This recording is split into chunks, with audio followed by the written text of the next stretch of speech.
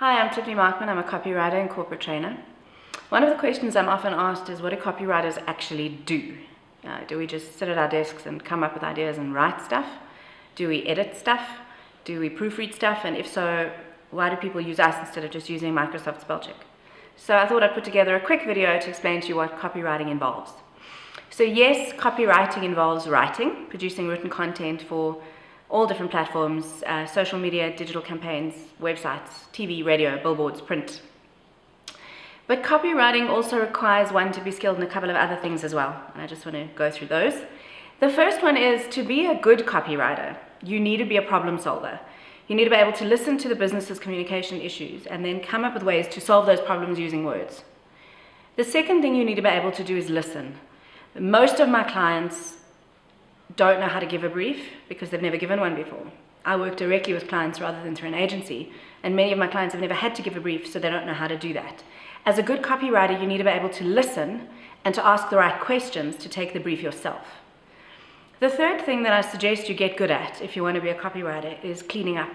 A lot of the time you're going to be presented with content that was produced by someone else or produced in-house by a client, and a big part of your job is rewriting it, finessing it, polishing it, making it look and sound beautiful, but also strategically changing it so that it achieves the client's goals or objectives at the end. The fourth part of copywriting, I think, is persuading or convincing. You need to remember that your job is not to seek applause as a copywriter. It's to help the client achieve sales or to convince an audience to think, do, or feel something. And to do that, you need to be able to put the words together in such a way that you do ultimately call them to take some kind of action. Copywriting is also about pretending. You need to be able to put yourself in the client's shoes and in the reader's shoes, and to understand what they already know or don't know in order to determine what's going to go into the final piece of content. And the last thing for me is that copywriting is about research.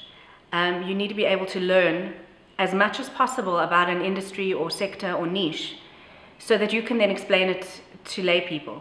You don't need to become an expert, but you need to know the building blocks and enough of the basics to be able to explain it compellingly to an outside audience, which means you need to be quite a quick study.